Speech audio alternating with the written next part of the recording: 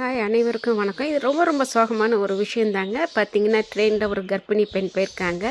அவங்கக்கிட்ட பாலியல் அதாவது தொந்தரவு கொடுத்துருக்காங்க. அதுக்கப்புறம் ட்ரெயினில் இருந்து பிடிச்சு தள்ளியிருக்காங்க. ஆனால் பார்த்தீங்கன்னா, சென்ட்ரல் கவர்மெண்ட் வந்து அவங்க 50,000 கொடுத்துருக்காங்கங்க. ஆனால் நம்ம தமிழ்நாடு கவர்மெண்ட்லேருந்து 3 lakhஸும் அவங்க ட்ரீட்மெண்ட் ஃபுல்லாக கேர் பண்ணி அவங்களுக்கு சரியாகிற வரைக்கும் எல்லாமே பார்த்துக்கிட்றேன்னு சொல்லியிருக்காங்க. ஒரு பக்கம் அது வந்து ஒரு ஆறுதலான விஷயம்னாலும், ஏங்க இப்படி இருக்காங்க? வர வர வந்து சின்ன குழந்தையில விடமாட்டுக்காங்க, கர்ப்பிணி யாரையுமே விடமாட்டுக்காங்க. எந்த ஒரு பாதுகாப்புமே இல்லை. இதை நினைக்கும்போது ரொம்ப ரொம்ப கஷ்டமாக இருக்குது. உண்மையாகவே வந்து இப்போ வயசானவங்களும் ட்ராவல் பண்ண முடியாது, யாருமே ட்ராவல் பண்ண முடியாத ஒரு நிலமையில வந்து இப்போ தமிழ்நாடு மாறிட்டுருக்குன்னும் போது ரொம்ப ரொம்ப ஒரு கவலையான ஒரு விஷயமா இருக்குது. எப்போவுமே எல்லாருமே ரொம்ப சேஃப்டியாக இருங்க.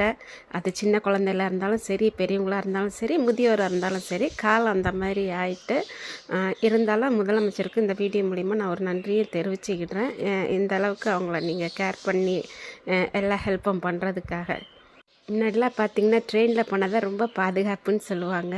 இப்போ அதே இப்படி ஆகிட்டு நினைக்கும்போது, நம்ம ஏன்டா தமிழ்நாட்டில் இருக்கிறோம், மற்ற இதில் போனால் தான் இப்படி இருக்கும் அப்படின்னு நம்ம நினைப்போம். இப்போ ரொம்ப வருந்தத்தக்கதாக இருக்குது.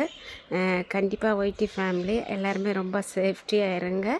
எப்போவுமே பாதுகாப்பாக போங்க. வெளியே எங்கேயுமே யாருமே மோஸ்ட்லி தனியாக போகிறத தவிர்த்துடுங்க.